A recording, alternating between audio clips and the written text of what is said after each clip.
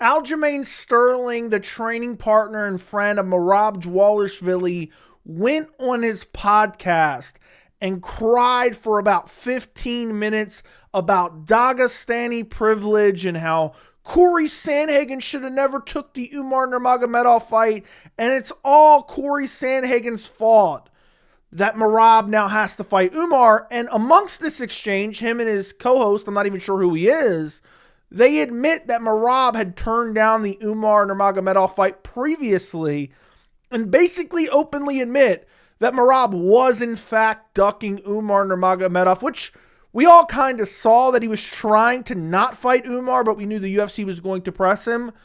But it just seems like Aljamain Sterling is giving Merab Dvalishvili bad advice, and it just seems like Aljo and Merab, to quote Dana White, and you guys know I'm more harsh on Dana White than any of the other shill fans or shill media.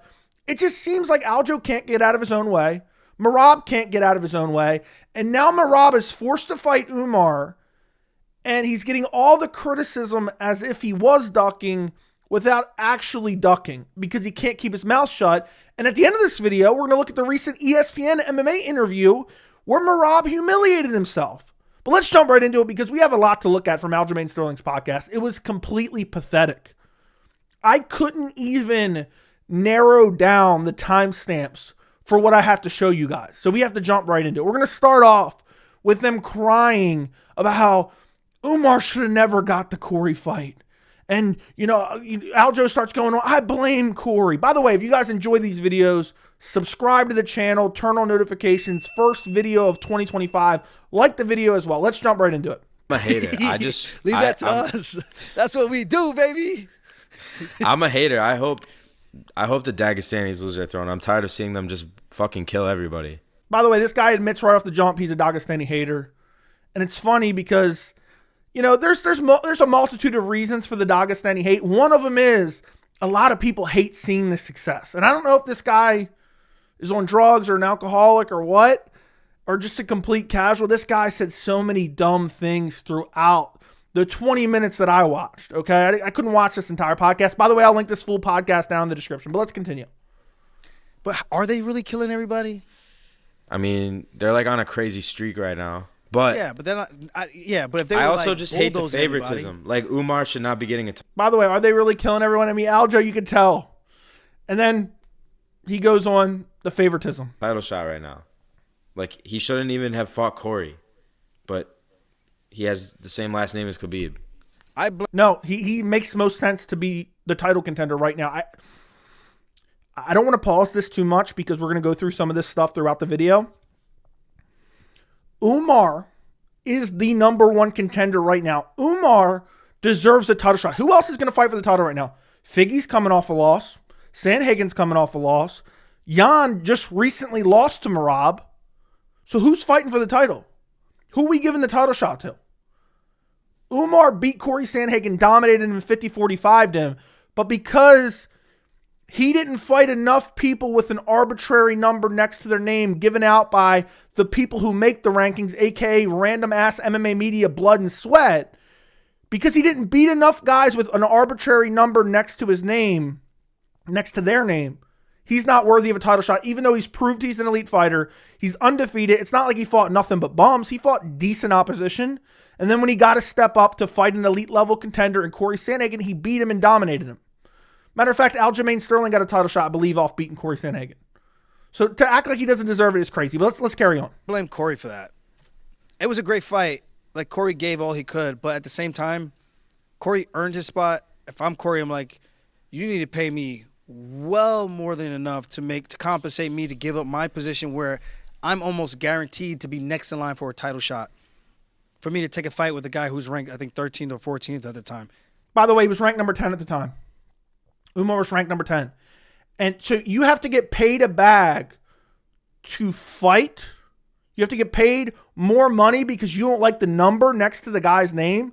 I criticize the UFC for a lot of things. People even say, Joe, you hate the UFC. Why do you watch it? If you believe you're the best, why shouldn't you just fight whoever? And at that point in time, Umar's one of the biggest names in the division with a lot of hype behind him. There's a lot to gain from beating Cory Sandhagen. And here Aljo is like, yeah, man, you'd have to pay me a bag. Aljo flat out says in a little bit, I would have ducked Umar. Merab should have ducked Umar. I can't wait to get to the Merab ESPN interview, which we're going to check out a little bit later. We're going to get to this later, but let's stick to this. I mean, the logic is horrible in this podcast. I think there's about 1.5 brain cells between the two of them, but let's continue. Doesn't make any sense. It's too high risk, very low reward. Where's my upside? Yeah. Bragging rights to say I beat a Nurmagomedov? Okay, cool. I mean, that would be gangster, and then he could, like, demand hella when he fights for a title. Literally, I mean, imagine these guys giving you career advice. Yeah, you beat Umar. You have hella negotiating power when you fight for the title. Maybe a little bit more leverage. And also to act like Cory Sandhagen was a shoo-in for a title shot. What world were they living in? Okay? He had a decent win streak, but it wasn't anything amazing or crazy. To act like he was bona fide number one contender, Cory Sandhagen. Don't get me wrong, he was close, okay? He's ranked number 2. I believe he's on a 3-fight win streak. But against guys like Rob Font, Marlon Vera, Song Yudong was a decent win. Oh, guys who were ranked in the top 10 as well, and Umar's ranked in the top 10 as well. But let's carry on. But it don't work like that, though. He thought he was that guy, and he just wasn't. But I respect the confidence, but I do too. think it was short-sighted. I think his management should have urged, unless he was getting a crazy bag thrown at him, there was no upside in that fight for him. Because even if he won and he said, I'm next in line for a title shot, it's going to be, oh, you just beat number 13, number 14. Like that. Number 10. And by the way, this logic's completely flawed, but let's listen to the rest of it. That's how. Maybe I'm talking too much. And I don't want to be the guy that people were saying, like, you don't do yourself any favor. I'm just letting the people. He doesn't do himself any favors because he's saying nothing but dumbass shit. Just stupid. No, it doesn't work like that. I'll leave it at that. They already kicked me out of the back room. They can kick me out of anything. But, yeah, they're manipulative as fuck. They're going to, if he did beat Umar, they would just tell Umar, or they would just tell him, like, you didn't beat anybody good. Like, he wasn't even in the top 5. The ultimate cop-out. So, if he loses to Umar, he doesn't get his title shot. But if he beats Umar, he doesn't get his title shot. But he was guaranteed a title shot before he fought Umar. And the UFC is going to do whatever they want anyway, is essentially what they're saying. Because, you only beat Umar, who's ranked number 13 or 14 when he was ranked number 10. Also has a big name in the division. Also has looked better than ever. Well, if the UFC is going to do whatever they want anyway, even if you do beat Umar, I genuinely don't know how that makes any sense. They're saying Cory should have sat out and waited for his guaranteed title shot, which he was never guaranteed. They want him to turn down a fight that the UFC is offering him. And then he's going to fight that fight, potentially win and not get the title shot. But he should sit out and still get the title shot. I'm sure that would have worked great if Cory said, no, I'm not fighting Umar. I mean, have you seen my 3-fight win streak? I'm next in line. I'm sure that would work great for the UFC. I'm sure that would work great. Let's skip ahead because there's a lot more. I mean, there's so much idiotic stuff in this podcast. Let's just jump ahead. Win by taking that gamble and you win that opportunity. It's like the bet we were just talking about. You flip a coin for $5 million to flip it to $5 million, and if you don't get it, you lose it all, or would you just keep the $1 million? You know what I mean? So you take that opportunity, and that could catapult into something crazy, or you just get stuck with the bat holding the bag, and you just look like an asshole with egg on your face, and everyone's calling you an idiot or talking shit to you online. So it's like the risk versus reward. And like I said, I'm not Cory. Cory is a better man than me because he accepted the fight. If I was in that position myself, and I know I'm going to get flagged, this is why – blah, blah, blah. Like, no, you're just stupid because this is about money. This is about the title. You get the title, you get the bag. I don't give a shit about beating some guy who's barely ranked when I busted my ass to get here, fought for an interim title. I know what it feels like to be in championship fights, and you're going to try to tell me what it's about? That don't make no sense. I don't go to your job and tell you you should keep working 8, 12-hour, 15-hour shifts and not ask for a rate. Like, what are you talking about? So Cory, I had to resist the urge not to jump in. So Cory Sandhagen should have turned down the fight for a guaranteed title shot. That's definitely not going to piss the UFC off, right? That's going to make a whole lot of sense. And he's like, how is anyone going to tell me I would have turned down that fight? Aljamain Sterling is the type of employee that someone new gets hired. He finds out how much they make. They make more than him. He's been working there for 20 years. And he complains that the guy's getting paid more. And complains about him, the other employee who's just trying to make money for his family. Meanwhile, he should be complaining about the company he's worked for 20 years that refused to pay him what he's worth. This logic is so flawed, it's driving me nuts, but there's so much more we got to look at. And then some new guy comes in and takes your job because he looks shiny and pretty, and he hasn't done anything yet other than what you heard about. That's all I'm saying. And I can't. He's beat decent opponents. Okay, it's not like he's beaten bums. He's beat Hani Barcelos, who's a decent opponent. Okay, they're not the elite of the elite. Right now, they're looking for fresh contenders in the division. It doesn't matter if there's an arbitrary number next to their name. Does anyone believe for a second that Umar wouldn't have beat Rob Font? Does anyone believe for a second that Umar wouldn't have beaten Marlon Chito Vera? I mean, not that that necessarily matters, but it just makes no sense. It literally makes no sense. Like, oh, this new fighter, like, his argument is Cory should wait, but his argument is also that Cory should have pissed the UFC off and turned down a fight and ducked a fight, and I'm sure that would have gotten him a title shot. These guys are not smart at all. The only person, if I had to choose between Aljamain Sterling and this guy managing someone's UFC career, or Michael Chandler, that's the only time I'd pick these two guys. Because they have this is coming from a guy, okay, who was a longtime champion. Aljamain Sterling was a longtime champion. The only reason he even got the belt is because, the whole illegal knee, and he put on the, Academy Award-winning performance, which really wasn't an Academy Award-winning performance because we all knew what happened. He lost the belt after he was forced for a quick turnaround, which he's still salty about. He cries about in this podcast, which he has a right to be mad about. And I have a right to be mad because I defended Aljo, defended Merab, and now they just can't stop putting their foots in their mouth.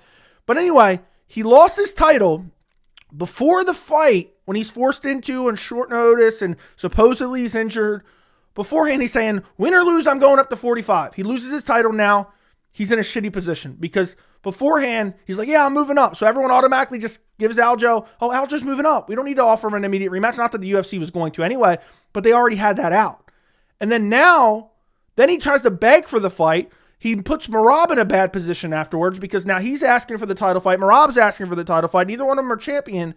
And then Aljo's so smart about navigating his UFC career that he's fighting top-level matchups at featherweight, fights that should be on the main card that are on the prelims now because of his decision-making with the UFC has pissed the UFC off so much that Aljo could win 30 fights in a row. He'll never get another title shot. Yeah, that's definitely the guy I want to take career advice from. And by the way, towards the end of this clip we're getting to here, I think in another minute or so, they start hitting that Merab had already turned down Umar previously. But we'll get to that in a second. And again, that Cory did not get the bag to fight Umar.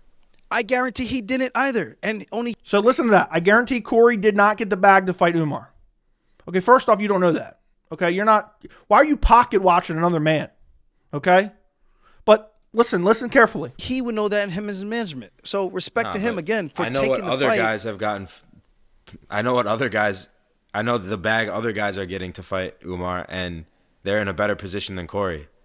I know what other guys are getting offered to fight Umar, and they're in a better position than Cory. Could that be Merab? Could that possibly be Merab? So Merab turned down an Umar fight at some point. I don't know. I think Umar had said this before. I don't know exactly what the timing was. I'm assuming potentially after the Henry Cejudo fight, potentially Merab is when he turned him down. But in a second, we get clarification on this. But let's continue.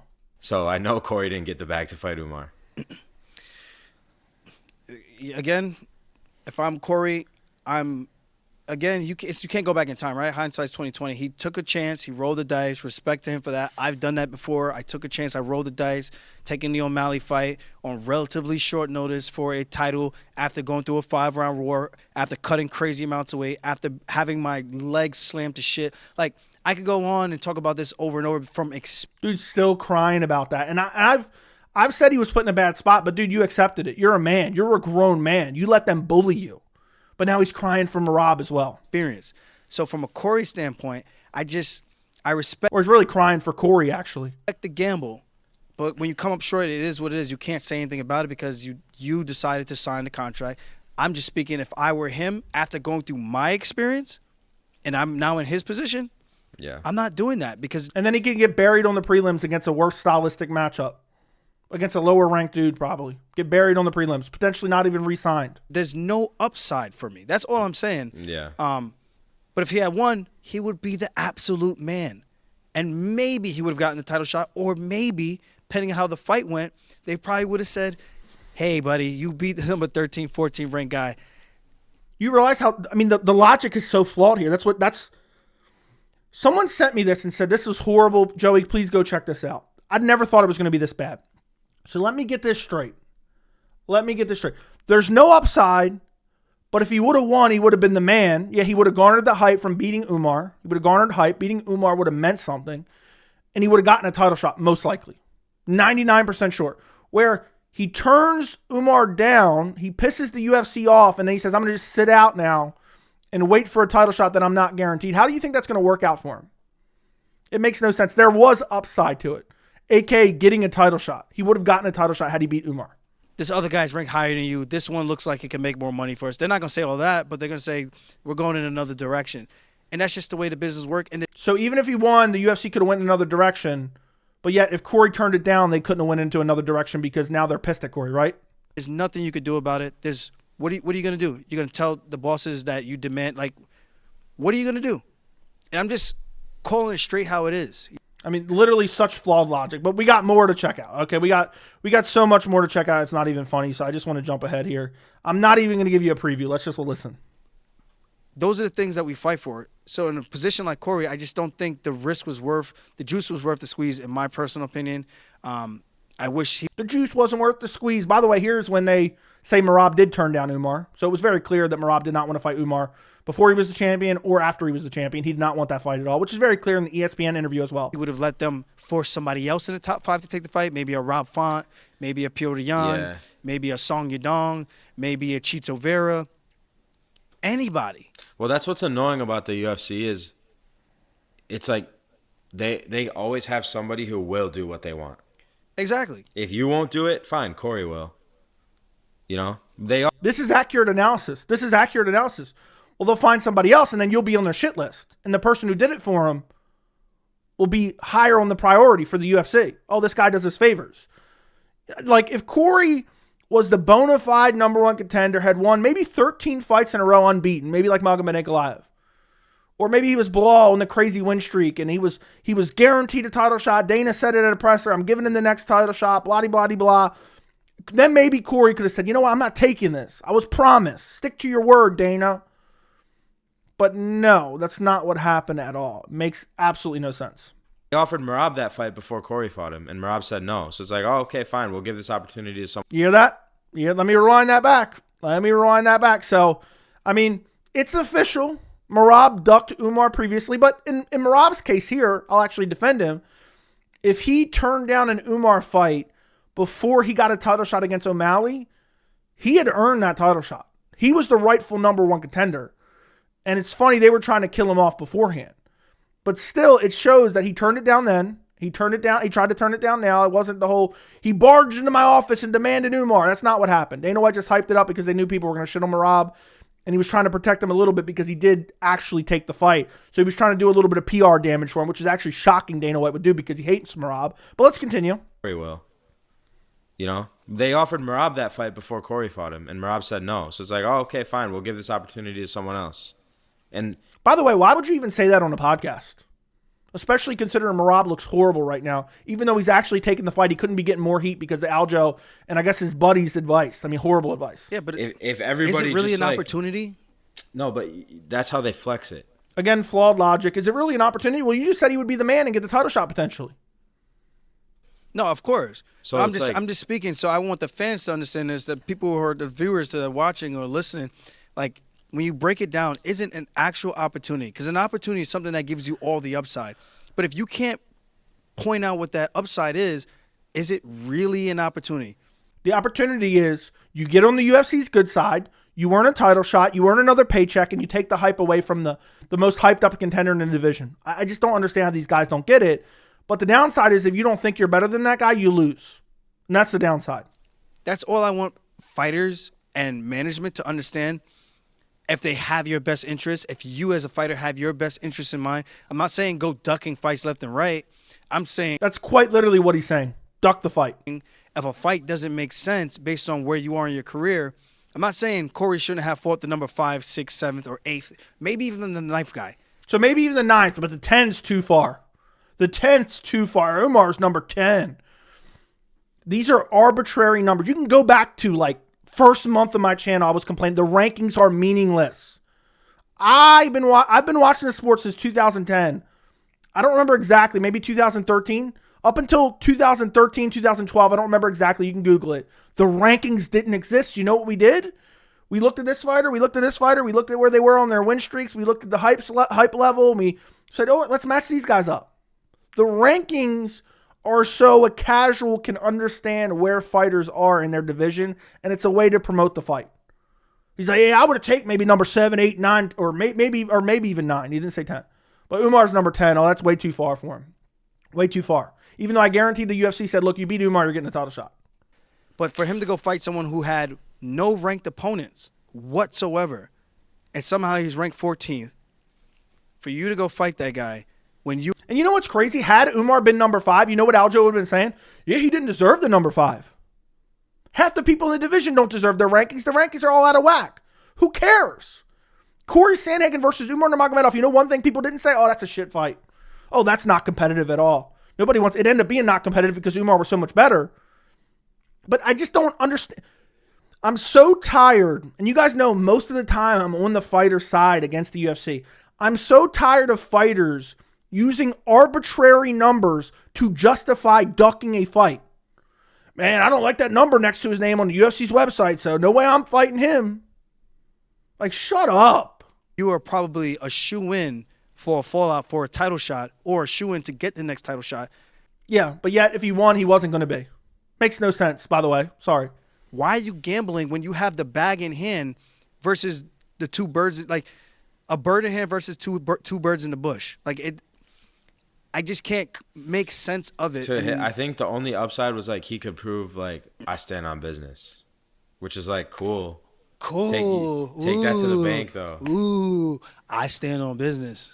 It's just like, yo. This is why the UFC hates Aljamain Sterling. And he's really starting to rub me the wrong way. And I've been defending him and Merab for the longest time. It's driving me nuts.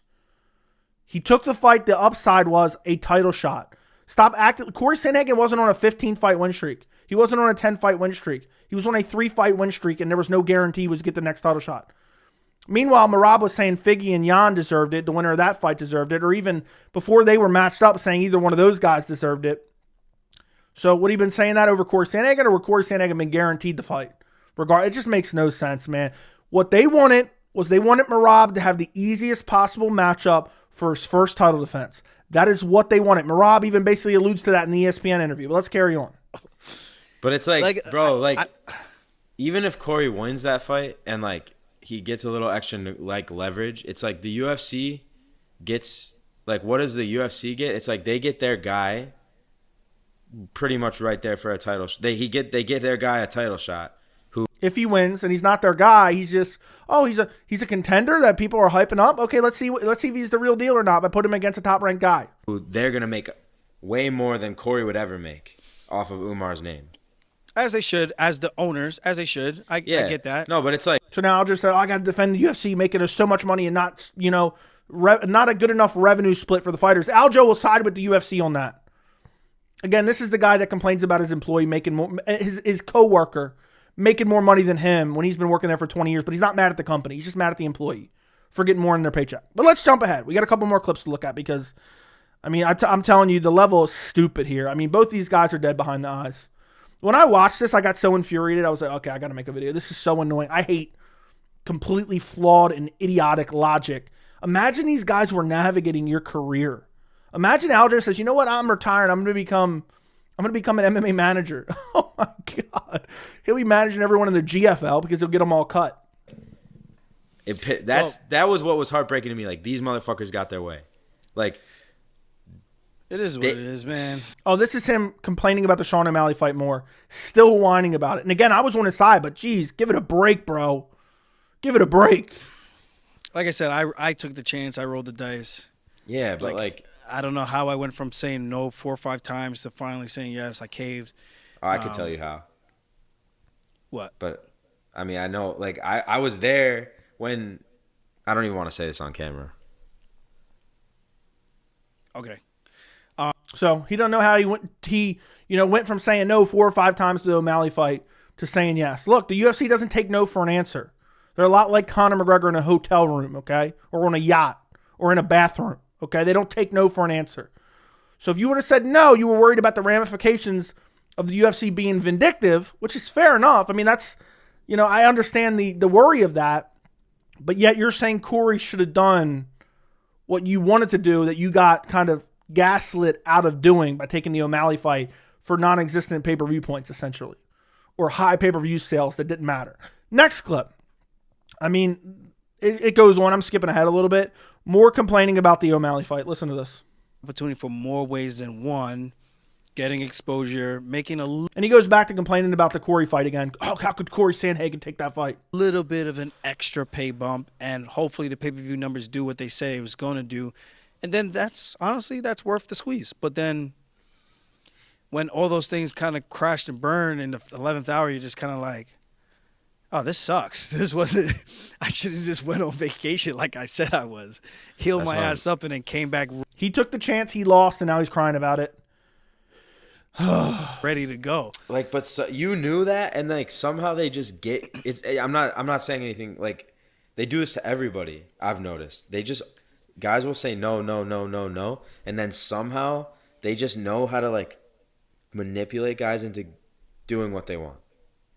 Yeah, sounds like Conor McGregor, but yeah, it is what it is. It happens to everybody. By the way, you can see Aljo is trying to navigate this without pissing the UFC off. I don't think the UFC is going to see this. Has got 2,000 views and it's been uploaded for like 14 hours at this point. But you can tell Aljo hates the UFC, doesn't like what the UFC did to him. But the reason the UFC hates Aljo, whether it's fair or not, is because Aljo has been a thorn in their side with different things. So he's now here retrospectively giving Cory Sandhagen advice that would put him in the same situation as Aljo, fighting top-ranked featherweights on the prelims of cards he should be on the main card, but they're burying him on the prelims because they don't like him. It wouldn't shock me if Aljo fights out his contract and the UFC just lets him go. Would not shock me at all. It's annoying. Like, what? Matter of fact, early prediction, it's just 2025. It's January 2nd, 2025 right now. By the end of 2026, Aljo's gone. Within the next year and a half, 2 years, Aljamain Sterling will not be re-signed by the UFC, or he will be cut by the UFC. It wouldn't even shock me if it happened in 2025. I'll make that bold prediction right here. Let's carry on. They just know how to... All I'm saying, sorry guys for the long tangent. So I just want to make sure my points are clear. Cory had a very good positioning to fight for a title where he would have been guaranteed a pay bump. He would have been guaranteed a chance to win a UFC title, which then if he wins, that's an opportunity to gamble on where now he gets pay-per-view points. His pay bump now goes up again. He gets the notoriety. He gets new opportunities, business deals, versus taking an opportunity to fight a guy who's relatively unknown in the States. Not Khabib, his cousin. Relatively unknown in the States, like it really matters that much. Also, think about this.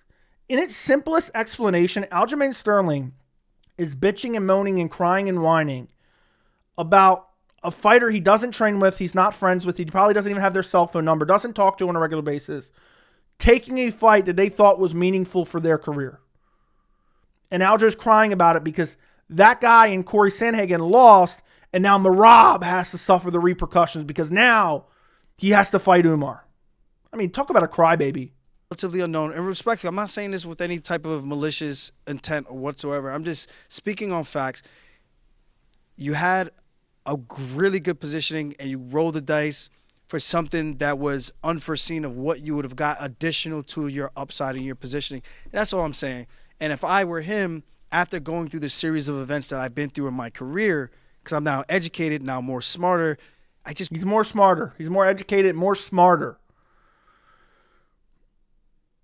If he would have been more accommodating to the UFC and not pissed them off in the past, and again, I'm not saying this is fair, but if he would have been more accommodating to the UFC, he probably would have got an immediate rematch. Maybe. There would have been a chance. But instead, he just constant foot and mouth, constant foot and mouth. The UFC doesn't like him because of the same stuff he's advising Cory Sandhagen to do. Just wouldn't make that same mistake twice. So, with that said, yeah, he could have turned it down and got buried on the prelims. Last clip we're going to look at from this podcast. I mean, it's just him crying more. I don't even know if I need to show this, to be honest. It's so infuriating. He just keeps crying about Cory Sandhagen. Like, this dude is his brother, and he can't believe he lost his fight, and he was so injured. He didn't even get a training camp. He took it on short notice, and he was forced to, and now he's cut from the organization. I mean, you got to take the opportunities like anything in life. So I hope this is a very good talking point for outside of fighting, just in life in general. If you have a chance to do something, guys, please take the opportunity because you never know what's next. And I'm not saying that, yeah, Sandhagen should have taken that chance because that's not an opportunity that upsides him where he could point out the upsides. If you can literally point the upsides out. Yeah, if this is a point in life, this is a talking. I mean, this guy is dumb as a box of rocks. If you have an opportunity, take it. Yeah, he had an opportunity to beat the most hyped up contender in the bantamweight division and guarantee himself a title shot. Damn near guarantee himself a title shot. But instead, he's going to turn it down, not fight, not collect a paycheck, be inactive, sit on the shelf, and then potentially still not get a title shot. Okay, cool. You have a potential upside that you can see and map out where it takes you potentially. That is worth the risk. Versus if you don't know where this thing might take you, what's behind Pandora's box or what's behind mystery door number 1 or no. By the way, this is actually sound. This is sound advice, but advice to take the Umar fight. Yeah, you know what would be behind this. You know you would guarantee to get a title shot, pretty much. It's not 100%, but it's way more guaranteed than turning down a fight and sitting on the shelf. Number 2 or number 3, and you go that direction, taking a gamble when you're in a very great position already in life. Probably not the best opportunity to do something like that, to pivot. But if you have something that presents yourself, you just never know, especially if you're looking for change, you're looking for something else. You have to. Life is about risk. Life is about opportunities, but it's also about calculated risk. This guy seems like one of those life advice scammers.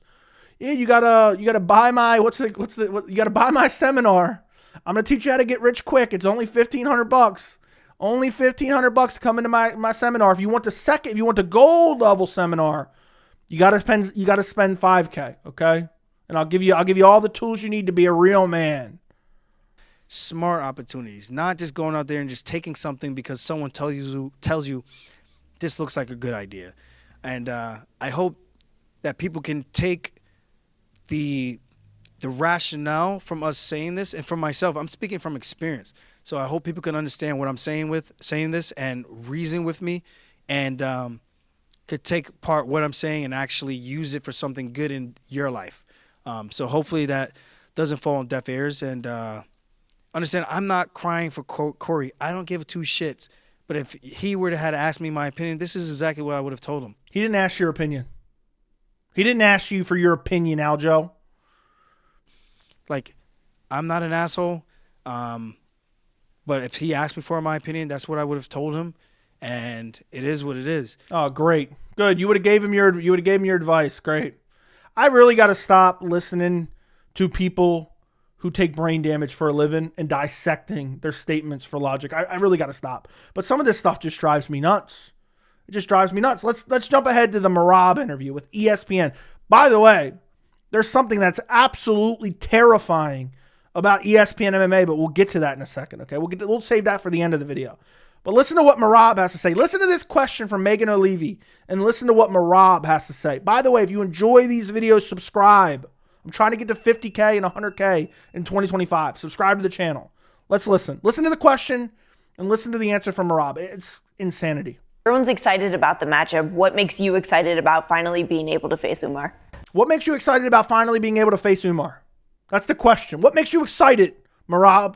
Umar is a good fighter. It's a big challenge, but he don't earn it like rest of us. Like we all know that we all work hard to earn to get here. And I don't get anything easy, but Umar somehow gets easy. He just complains all the time. Nobody want to fight him, but there is. Think about Merab's complaining about Umar complaining. Literally, all Merab is so full of flawed logic himself. He keeps crying about Umar complaining. That's when Umar's not really complaining. And he's also crying and whining that Umar is out there, disrespecting him. I lost my train of thought there for a second. Is out there disrespecting him when the only person I've seen disrespect somebody when it comes to this fight is Merab disrespecting Umar. I haven't seen Umar say one thing disrespectful to Merab outside of, you didn't want to fight me. You were ducking me. That's it. But let's continue. So many good fighters. There is Bautista. There is other fighters. They're killers. Even Jackson. I forget his first name. And he fought only Sandhagen, no wrestling, and because they. Sandhagen has no wrestling, but yet him and Aljo were saying, "Oh, Sandhagen number one contender. Sandhagen bona fide number one contender. Sandhagen should have waited for his title shot against me, who's primarily a wrestler." So he's admitting right here he wanted the easier matchup. That's why he's crying and whining, and it's so annoying and it's so obvious. And you're going to be forced to fight him anyway. So why are you even saying this out loud? You're just embarrassing yourself. This is pathetic. And I like Merab. I've defended Merab so many times.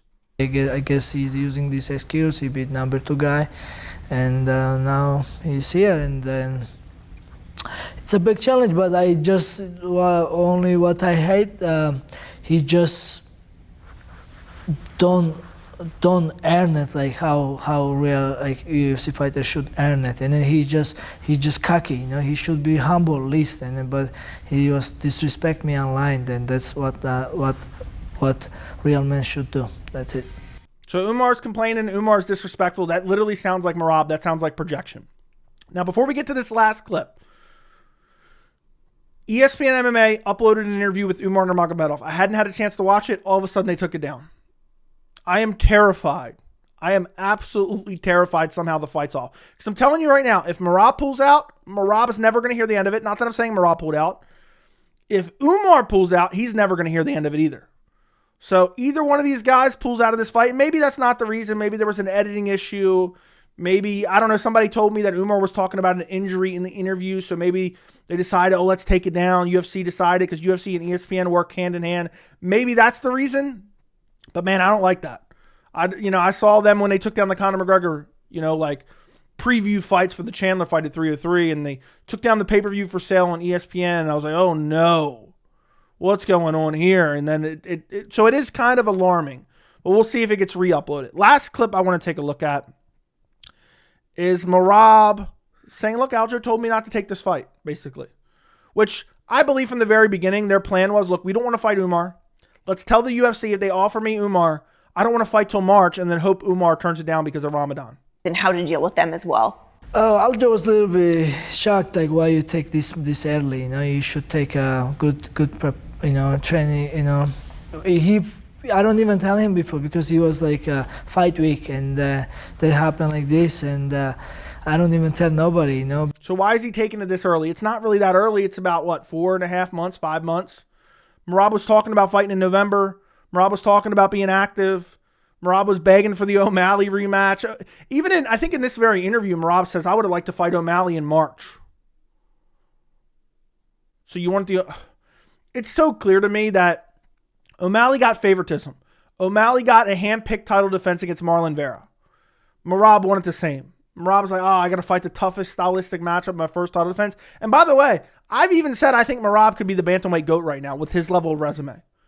But man, it's just pathetic and humiliating for you and your teammate to just be crying 24/7 about a fight you're going to have to do anyway.